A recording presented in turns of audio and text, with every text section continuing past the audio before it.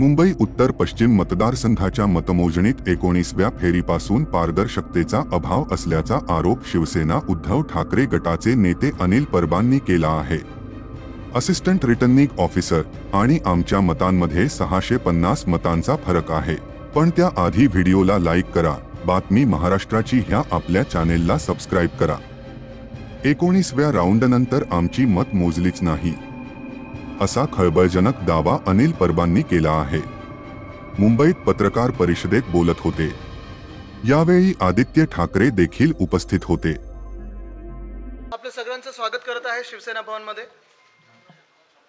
आपल्याला सर्वांनाच माहिती आहे की एक विषय गेले काही दिवस गाजत आहे, खास करून निवडणुकांचे रिझल्ट आल्यानंतर, निकाल आल्यानंतर हा विषय देशभरात गाजत आहे आणि काल परवापासून मला वाटतं जगभरात ह्याची चर्चा होत आहे. ती म्हणजे EVM किती सुरक्षित आहेत, वापरायला पाहिजेत, नाही वापरायला पाहिजेत, हे इलॉन मस्क त्याच्यावर स्वतः बोलत आहेत.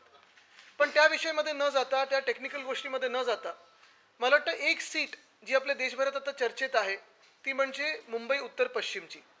आमचे उमेदवार आणि खरं तर जिंकलेले खासदार अमोल कीर्तीकरजी इथे बसलेले आहेत.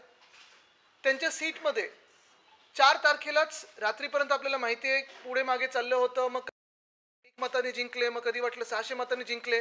मग नक्की सीट आपल्या हातातून गेली कशी, काय गडबड झाली, काय गफलत झाली. आणि त्याच्यानंतर गेले 10 दिवस 5 जून पासून चर्चा सुरू आहे. काल परवाकडे देखील पेपर्समध्ये असेल, बातम्यांमध्ये असेल, आपल्याच माध्यमातून वेगळे वेगळे त्याच्यात रिपोर्ट्स येत आहेत. मग आत फोन कोणी घेऊन गेलं होतं का, कोणाच्या फोनवर OTP आला होता का, कोणी काही तिथे गडबड करण्याचा प्रयत्न केला का. आपल्या सर्वांना माहिती आहे की हे सगळे विषय घेऊन कोर्टाची लढाई तर सुरू होणारच आहे, कारण ही सीट आम्ही जिंकलेलो आहोत, हक्काची आहे. आणि मुंबईकरांनी जो निकाल दिलेला आहे हुकुमशाहीच्या विरोधात तो जगजाहीर आहे. पण ह्याच्यात जी गडबड झाली आहे त्याच्यात काही टेक्निकल गोष्टी आम्ही आपल्या समोर मांडू इच्छितो. आमच्यासोबत अर्थात शिवसेनेचे नेते आहेत, उपनेते आहेत, आमचे उमेदवार आहेत. पण आज अनिल परब साहेब आपल्याला सर्वांना सांगणार आहेत की काय नक्की झालं तिथे. आणि ह्या निवडणुकीच्या निकालावर आणि निवडणूक आयोग जी आम्ही आधीपासून म्हणजे ह्याच गोष्टीत नाही तर आमच्यासोबत जो निकाल दिला गेला होता, आमच्याबाबत जो निकाल दिला गेला होता, पक्षाच्या बाबत असेल, चिन्हाच्या बाबत असेल, आम्ही सांगितलं होतं की EC म्हणजे इलेक्शन कमिशन नसून एंटायरली कॉम्प्रोमाइज्ड हे असं आहे. देशात काही काही नेते असंही बोलले होते की ते कुठच्या कोणाच्या पक्षाच्या ऑफिसमधून चालतं का, हे देखील संशय होते. आणि आपण विचार करा, हे सगळी गडबड करून देखील इंडिया आघाडी असेल, त्यांनी एवढे चांगले आकडे प्राप्त केलेले आहेत. जर ही गडबड नसती झाली तर सरकार बदलं असतं. तरी देखील ह्याच्यात जास्ती वेळ न घेता मी विनंती करीन अनिल परबजी यांना की जे आपल्याला सांगतील की काय नक्की त्या दिवशी झालं आणि आमचं ऑब्जेक्शन कशावर आहे.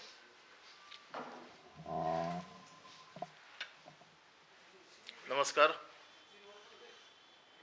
आपण सगळ्यांना माहिती आहे की 4 जूनला जो निकाल लागला आणि त्यात शिवसेनेचे आमचे अधिकृत उमेदवार अमोल कीर्तीकर यांचा 48 मतांनी पराभव झाला. हा पराभव अतिशय संशयास्पद आहे, ज्याच्यावरती आम्ही कोर्टात तर जातोच आहोत. परंतु त्या अगोदर सगळ्या जनतेला कळावं की नेमकं काय झालं आणि आमचं म्हणणं काय, यासाठी आज आम्ही आपल्यासमोर आलेलो आहोत. निवडणुकीची एक प्रक्रिया असते आणि ह्या प्रक्रियेद्वारे निवडणूक होत असते. ह्या निवडणुकीच्या प्रक्रियेला पूर्णपणे हरताळ फासलेला आहे. निवडणुकीची प्रक्रिया ही डावलली गेली आहे. 19व्या फेरीनंतर, विशेषतः 19व्या फेरीनंतर ज्या वेळेला निकाल अगदी जवळजवळ येत होते, अशा वेळेला निवडणुकीच्या निकालामधली जी पारदर्शकता आहे ही पूर्णपणे बंद झाली. सर्वसाधारण आपल्याला माहिती आहे की कुठल्याही मतदानाचा एखादा राऊंड पूर्ण झाला, एक फेरी पूर्ण झाली की अनाउन्समेंट देता प्रत्येक उमेदवाराला मिळाले हे ते सांगत असतात आणि मग दुसरा राऊंड सुरू होतो. 19व्या फेरीपर्यंत हे राऊंड किंवा ह्या सर्व लोकांसाठी सांगितल्या जायच्या. साधारण आपल्याला माहिती आहे की निवडणुकीची जी प्रक्रिया चालते याच्यामध्ये एका विधानसभेला 14 टेबल्स असतात आणि 14 टेबल्स नंतर एक AROचं टेबल असतं, असिस्टंट रिटर्निंग ऑफिसरचं. 6 मतदारसंघ असतील तर 6 गुणिले 14 आणि ती 6 माणसं. प्रत्येक वेळेला मी बघितलेलं आहे, मी निवडणुकीच्या या कामामध्ये बरेच वर्ष काम करतोय आणि AROचं टेबल असतं, तिकडे एक पक्षाचा प्रतिनिधी असतो AROच्या टेबलवरती, कारण ही 14 टेबलवरची मतं ज्या वेळेला AROच्या टेबल्सला जातात त्यावेळेला ती सगळ्या लोकप्रतिनिधींचे जे प्रतिनिधी असतात उमेदवाराचे, त्यांच्यासमोर ती टॅली केली जाते आणि मग ती आरोकडे जाते. ह्या वेळेला एक वेगळीच पद्धत केली होती की AROच्या टेबलमध्ये आणि आमच्या प्रतिनिधीमध्ये एवढं अंतर ठेवलं होतं की ARO कुठला हिशोब पाठवतोय वरती हे शेवटपर्यंत कोणालाच कळू शकलं नाही. 19व्या फेरीपर्यंत राऊंड कळत होते, त्यामुळे आम्हाला लिहिता येत होते की बाबा प्रत्येक फेरीमध्ये किती मतं पडली आहेत. AROच्या टेबलवरनं आम्हाला मतं कळत नव्हती, कारण AROमध्ये आणि आमच्यामध्ये फार अंतर होतं. जाळी होती मध्ये आणि जाळीच्या त्या बाजूला त्यांना बसवलं होतं. तिसरा विषय असा आहे की जो सगळ्यात महत्त्वाचा आहे की आपल्याला माहिती आहे की मतदान ज्या दिवशी होतं त्या दिवशी मतदान संपल्यावरती 17C असा एक फॉर्म असतो, ज्या फॉर्ममध्ये हे लिहिलेलं असतं की ही जी मतपेटी आहे ह्या मतपेटीमध्ये किती मतदान झालेलं आहे आणि मग त्याच्यावरती सगळ्या मतदान प्रतिनिधींची सही घेतली जाते आणि मग तो जो केंद्राध्यक्ष असतो तो सही करून आम्हाला फॉर्म देतो. हा फॉर्म आम्ही ज्या दिवशी मतमोजणीच्या दिवशी जातो त्यावेळेला टॅली करून बघतो की आमच्या फॉर्मप्रमाणेच ही पेटी आहे की नाही आणि मग ती पेटी उघडली जाते. आणि दुसरा एक प्रकार असतो की मतं मोजून झाल्याच्या नंतर फॉर्म 17C पार्ट 2 हा एक फॉर्म असतो, जो फॉर्म भरून द्यायचा असतो आणि त्याच्यावरती त्या अधिकाऱ्याने सही करायची असते की माझ्या या पेटीमध्ये किती मतं मोजली गेली आणि त्याची टॅली ही आहे ती दिली गेली. या लोकसभेमध्ये अर्ध्या लोकांना हे फॉर्म दिले आणि बऱ्याच लोकांना हे फॉर्म दिलेच नाहीत. मागणी करून करून देखील हे फॉर्म दिले नाहीत आणि त्यामुळे आमची मतं आणि त्यांची मोजलेली मतं याच्यामध्ये जवळजवळ 650 पेक्षा अधिक मतांचा फरक आलेला आहे. आम्ही वारंवार ही मागणी करतोय की ही मतं आमची 650 आपल्यापेक्षा जास्त आहे. आपण कुठलीही प्रक्रिया राबवलेली नाही. 19व्या फेरीनंतर आपण जाहीर करायचं बंद केलं, ते सरळ 22-23व्या फेरीनंतर एकदम सगळे निकाल वाचले. त्याचबरोबर आम्ही जे फॉर्म 17C2 आपल्याकडे मागतोय ते देखील आपण नाकारलेले आहेत. त्यामुळे मतांमध्ये हा जो मोठा फरक आहे, 650 पेक्षा जास्त मतं ही आमच्या जो टॅली आमची जी टॅली आहे आणि त्यांची टॅली आहे याच्यामध्ये त्याचा फरक येतोय, जो फरक आम्ही आमच्या ऑब्जेक्शनमध्ये लिहिलेला आहे. खरं म्हणजे निवडणूक प्रक्रिया संपताना निवडणूक अधिकाऱ्यांनी विचारायचं असतं की मी निवडणुकीचे निकाल जाहीर करणार आहे, याच्या अगोदर कोणाचं काही ऑब्जेक्शन असेल तर सांगा. अशा प्रकारे कुठल्याही प्रकारचं विचारलं गेलं नाही, कुठल्याही प्रकारची माहिती दिली गेली नाही आणि सरळ निकाल जाहीर करून टाकले. हे एकतर्फी सगळं झालं. हे करत असताना आम्ही रिटर्निंग ऑफिसरचा गोंधळ सगळा बघत होतो. त्यांना वारंवार कोणाचे फोन येत होते याचा साधारण आमच्या बसलेल्या लोकांना अंदाज येत होता. त्यांची धावपळ बघत होते. वारंवार त्या बाथरूमला जात होत्या, तिकडून त्या फोनवरती कोणाशी तरी बोलत होत्या. हे कोणाचे फोन आहेत, काय आहे याच्या संदर्भातली सगळी माहिती आमच्याकडे येतेच आहे. पण त्याचबरोबर ह्या सगळ्या गोष्टींची आम्हाला उमेदवार म्हणून माहिती मिळणं हे अतिशय गरजेचं आहे. याच्यात जर पारदर्शकता आहे तर ती CCTV फुटेज ज्याच्यामध्ये पूर्ण दिवसाचा प्रोसेस रेकॉर्ड झालेला आहे, याची आमच्या प्रतिनिधीने ज्या वेळेला मागणी केली त्यावेळेला आम्हाला सांगण्यात आलं की 2 दिवसांनी आम्ही तुम्हाला देऊ, 3 दिवसांनी देऊ. डेप्युटी कलेक्टरने स्वतः आमच्या प्रतिनिधीला फोन करून सांगितलं की तुम्ही उद्या या, आम्ही तुम्हाला हे देऊ. हे सगळं झाल्याच्या नंतर शेवटी त्यांनी आम्हाला CCTV फुटेज देखील नाकारलेलं आहे. CCTV फुटेज नाकारताना त्यांनी कारण दिलं आहे की निवडणूक प्रक्रिया संपलेली आहे, आम्ही सील केलेली आहे, आता कोर्टाच्या आदेशाशिवाय आम्ही देऊ शकत नाही. जर पारदर्शकता आहे तर CCTV फुटेज द्यायला काही हरकत नाही. आज जो मोबाईल आतमध्ये वायकरांचे नातेवाईक पडलेकर यांनी जो वापरला याच्या बाबतीतली माहिती आमच्याकडे पूर्णपणे आहे. त्याच्यावरनं कोणाला फोन गेले, कोणाचे फोन त्याच्यावरनं आले याची देखील माहिती आम्हाला मिळालेली आहे. परंतु अचानक घटना घडली 4 जूनला आणि त्याचा गुन्हा दाखल झाला 16 जूनला. 10 दिवस या बाबतीमध्ये कुठलाही गुन्हा दाखल झाला नाही. आमच्या माहितीप्रमाणे या 10 दिवसामध्ये हे मोबाईल पण बदलले गेले अशी आमची माहिती आहे. ती योग्य वेळी आम्ही जाहीर करू. परंतु त्यांनी काल आरोनी काल जो खुलासा केलेला आहे पत्रकार परिषद घेऊन, या पत्रकार परिषदेत त्यांनी असं म्हटलेलं आहे की आम्ही AROला प्राधिकृत केलं होतं की एक मोबाईल वापरायला. त्या गुरव नावाच्या माणसाचा मोबाईल होता.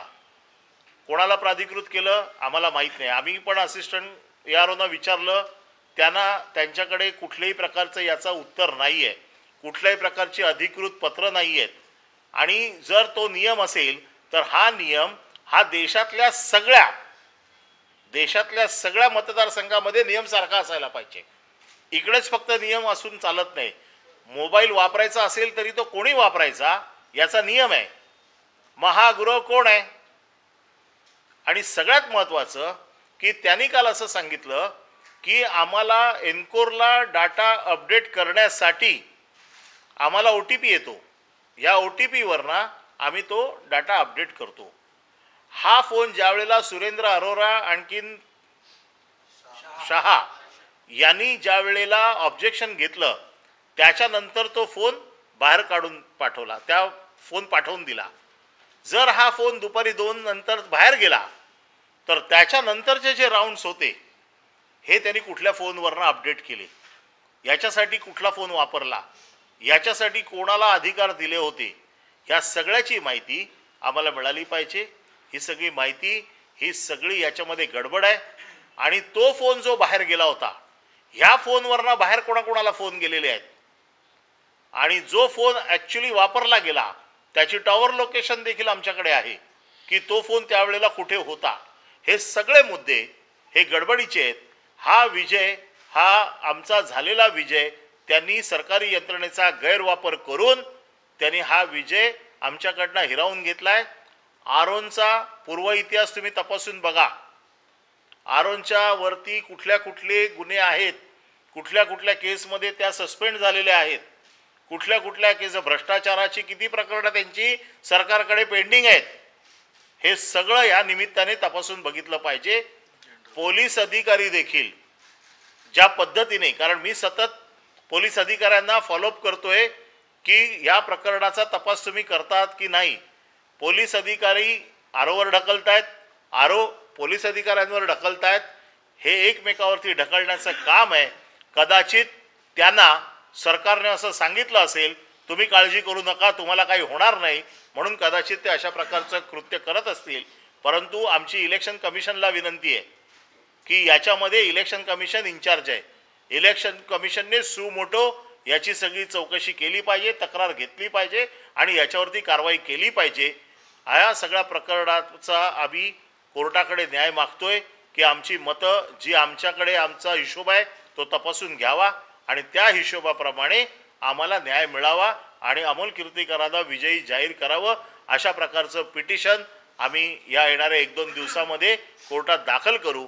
आणि याच्याबद्दलची टेक्निकल माहिती मी सांगितलं. बाकी आदित्य साहेब आपल्याशी बोलतील. नाही, आपण काही प्रश्न असतील तर.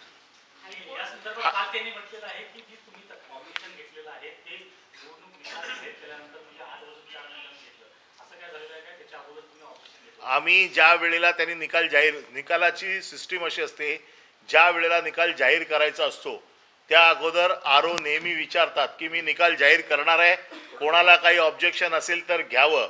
त्यांनी कुठल्याही प्रकारचं, म्हणूनच आम्हाला CCTV फुटेज हवं आहे, त्यांनी कुठल्याही प्रकारची अशी घोषणा केली नाही.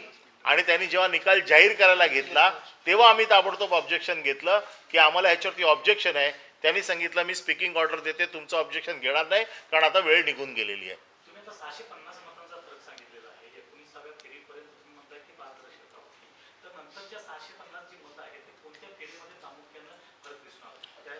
ही सांगतो का 619व्या फेरीनंतर त्यांनी जाहीर कुठल्याही करणंच बंद प्रकारची अनाउन्समेंटच केलेली नाहीये किंवा AROच्या टेबलवरना जो हिशोब मिळतो तो देखील आम्हाला मिळालेला नाहीये. तो जर टेबल मॅच झालं तर आम्हाला ऑब्जेक्शन घेण्याचा काही प्रश्नच नाहीये.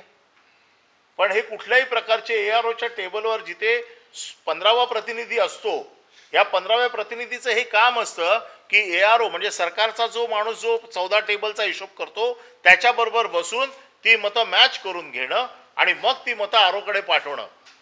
650 वोटची जी म्हणजे डिफरन्स येतो तो म्हणजे तुमच्याकडे जे वोट ते जास्त काउंटेड आहेत असं.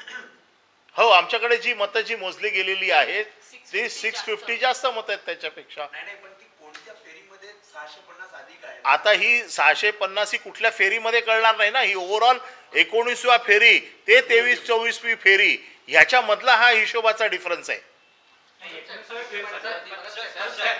तुम्ही म्हणताय ना की आम्हाला लवकरात लवकर निर्णय द्यावा कारण का येणाऱ्या काळात विधानसभा आहे, काही टाइम पिरियड आपण ठेवलाय का?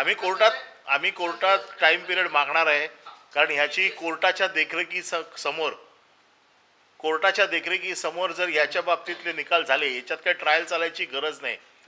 फेरमोजणी जरी झाली कोर्टाने दिली आणि आमचे जे मुद्दे आहेत ते कोर्टाने ऐकून त्याच्यावर निर्णय दिला तर आम्हाला निर्णय लवकर अपेक्षित आहे.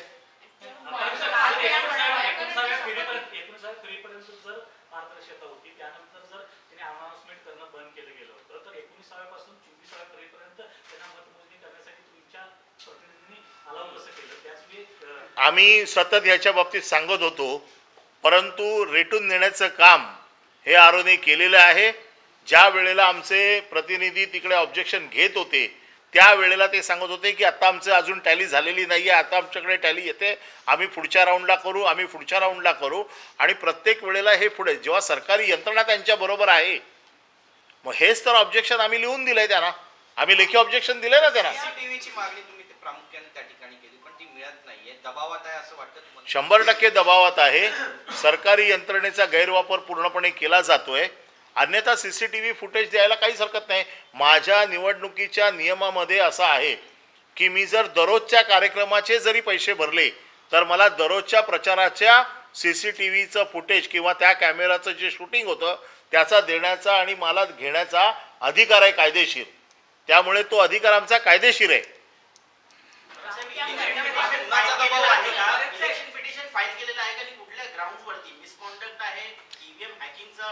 आम्ही पीपल रिप्रेझेंटेशन ऍक्ट 51च्या अंडर हे इलेक्शन पिटिशन दाखल करत आहोत.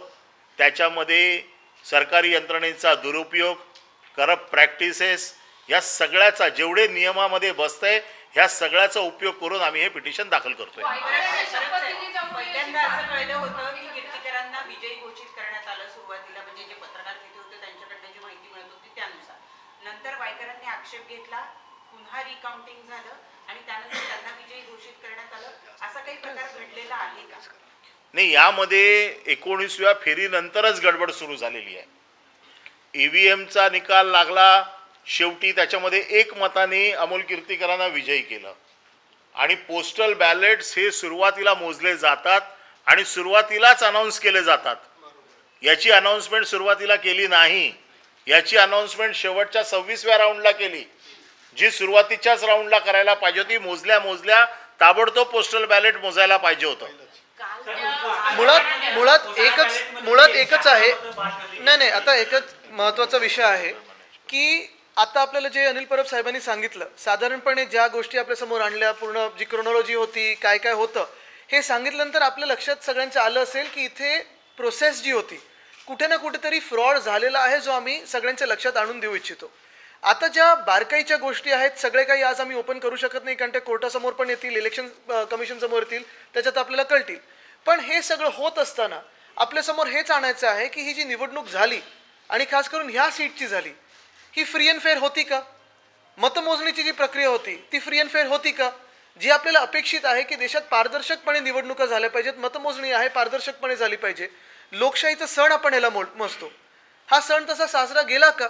आणि जे लोक जबाबदार असतात, जिम्मेदारी ज्यांच्यावर असते की ही प्रक्रिया पूर्णपणे पार पडल्यानंतर जे काही ऑब्जेक्शन सजेशन असतात ते ऐकून घेतल्यानंतर सगळ्यांना संतुष्ट करणं की ही निवडणूक फ्री अँड फेअर होती, प्रोसेस चांगली होती, नीट होती, हे त्यांच्याकडून झालंय का? ते न होता काल परवाकडे आपण बघतोय प्रेस नोट आता यायला सुरू झालेले आहेत, त्याच्यात पण काही काही गफलती आहेत, त्या देखील आम्ही तुमच्यासमोर उघड करणार आहोत. आजची ही प्रेस कॉन्फरन्स ही पहिली प्रेस कॉन्फरन्स होती, कारण इथपासून ही लढाई सुरू होत आहे. आज जी जगभरात आणि देशभरात चर्चा सुरू आहे, मला वाटतं आमच्यासारखे अनेक अशा वेगळ्या वेगळ्या सीट्स असतील देशभरात जिथे ही चर्चा होऊ शकते. पण हा जो भाजपाने विजय क्लेम केलेला आहे तो देखील 303 वरनं 240 वर आलेला आहे. काल पण मी सांगितलं की ही यंत्रणा जर त्यांच्या हातात नसते आणि खरोखर फ्री अँड फेअर इलेक्शन झाले असते तर 240 काय 40 देखील जागा भाजपाच्या या देशात आल्या नसत्या. आज आपण पाहतोय वातावरण सगळीकडे हेच आहे, रोष आहे लोकांचा. आणि आज पण आपण पाहतोय की हे सगळं सोडून परत विषय भलतीकडे नेला जातोय भाजपाकडून. मग हे ते ह्यामुळे मतं मिळेल, त्यामुळे मतं मिळाली. मी एवढंच सांगेन की भाजपला ज्या काही सीट मिळालेल्या आहेत, मतं मिळालेली आहेत, ती ह्या यंत्रणेचा गैरवापर करून मिळालेल्या आहेत. आज ह्या प्रेस कॉन्फरन्समधून निवडणूक आयोगाने योग्य ती जी काही सूचना आहे ती घ्यावी, पुढची कारवाई करावी. अन्यथा आम्ही सगळे आहोतच आणि आम्ही जी काही लिगल कारवाई आहे त्याच्यावर पूर्णपणे पाठलाग करून, पाठपुरावा करून हा विजय जिंकणार, म्हणजे हा विजय आम्ही हातात घेणार म्हणजे घेणार हे आपल्याला सांगतो. धन्यवाद.